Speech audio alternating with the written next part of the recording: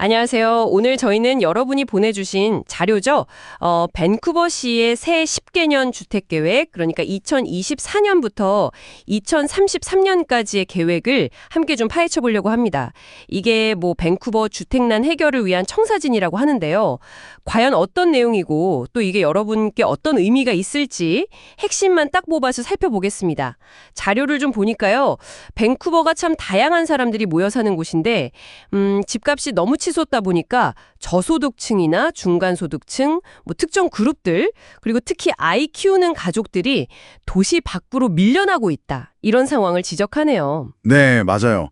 지난 계획으로 임대주택 공급이 늘긴 했어요. 그건 사실인데 그럼에도 불구하고 여전히 저렴한 사회주택이나 지원주택, 또 뭐 다양한 형태의 임대주택들 있잖아요. 특히 노인분들이나 원주민을 위한 집은 아주 부족하다. 이런 이야기가 나오고 있습니다. 그래서 이제 나온 핵심 목표가 향후 10년 동안 총 8만 3천 호의 신규 주택 승인이라고요? 8만 3천 호 승인. 어휴, 정말 큰 목표인데요. 근데 이게 완공이 아니라 승인 기준이라는 점이 좀 중요해 보여요.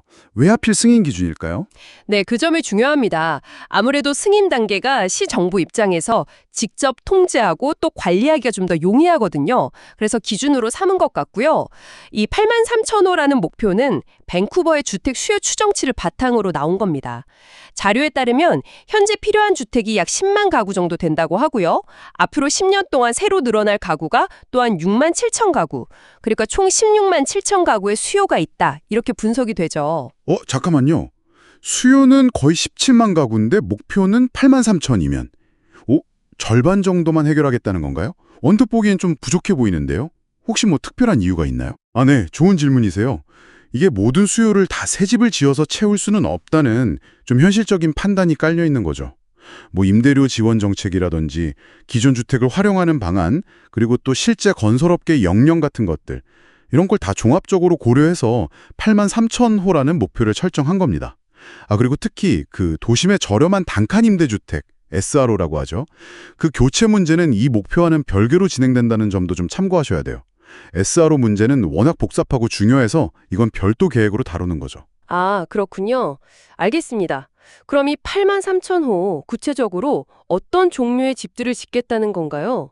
특히 그 임대주택 비중이 아주 높다고 들었거든요. 예, 맞습니다. 목표치의 거의 4분의 3, 그러니까 약 75%가 임대 가구를 위한 거예요. 이게 정말 야심찬 부분이죠. 세부적으로 좀 보면요. 전체의 약 12%, 그러니까 10,000호 정도는 사회주택이나 협동조합주택 같은 비시장 주택입니다. 이게 바로 시에서 강조하는 적정가격 주택 공급의 핵심 중 하나라고 볼 수 있어요. 적정 가격 주택이요? 네. 여기서 적정가격이라는 건 이제 여러분 가구 소득의 30% 이하로 주거비를 쓰는 걸 목표로 하는데요. 이 중에서도 약 8,000호는 BC 주정부의 소득 기준, HILS라고 하는데 그 기준 이하 가구를 위한 겁니다. 대략 뭐 연소득 얼마 미만 가구 이런 식으로 생각하시면 돼요. 그렇군요. 그럼 나머지 임대주택은요? 네. 그리고 민간임대주택이 목표의 48%, 그러니까 39,500호를 차지합니다. 여기에는 시장 임대료 주택도 있고 그보다 좀 저렴한 주택, 그리고 레인웨이 주택 같은 것들도 포함되죠. 특히 주목할 점은 이 중에서 상당수가 처음부터 장기 임대 전용으로 지어지는 목적 건축 임대주택이라는 거예요. 이전 계획보다 목표치를 무려 77%나 늘렸어요. 와, 77%나요? 임대에 정말 힘을 싣는군요. 그렇죠. 마지막으로 이제 소유주택은 약 40%, 그러니까 33,500호 정도 계획하고 있습니다. 뭐 콘도나 타운하우스 같은 것들이죠. 그리고 중요한 우선순위 중 하나가 또 가족용 주택인데요.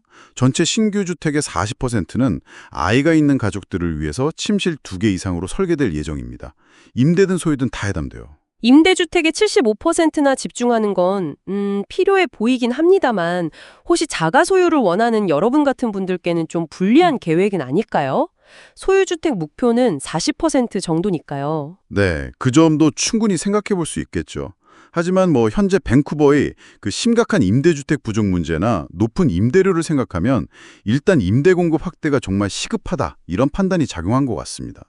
물론 40%의 소유주택 목표도 결코 작은 규모는 아니고요. 그렇군요. 시에서는 이 목표 달성 과정을 계속 지켜보고 또 주정부에도 보고해야 한다고 합니다. 근데 흥미로운 건 시는 승인을 기준으로 삼는데 주정부는 완공을 기준으로 본다는 점인데요. 이 승인과 완공 사이의 시간 차이랄까?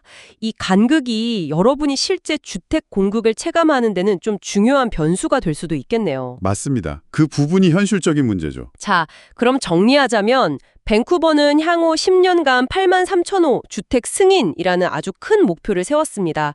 특히 임대주택과 적정가격 주택 공급에 힘을 실어서 이 심각한 주택난에 대응하고 좀 더 다양한 사람들이 함께 살 수 있는 도시를 만들겠다 이런 의지가 엿보이네요. 네, 이 계획은 분명히 야심차고 방향성도 꽤 뚜렷합니다. 그런데 말씀하신 것처럼 승인에 초점을 맞춘 만큼 이게 실제 완공까지 가려면 정부, 개발사, 비영리단체 등등 정말 많은 주체들의 협력이 필수적이거든요. 그리고 자료에서도 지적하듯이 앞으로 경제 상황이 또 어떻게 변할지, 건설 비용이나 노동력 부족 문제는 또 어떻게 해결될지 같은 외부 요인들이 정말 큰 변수입니다. 여기서 우리가 계속 생각해 볼 질문은 바로 이걸 것 같아요.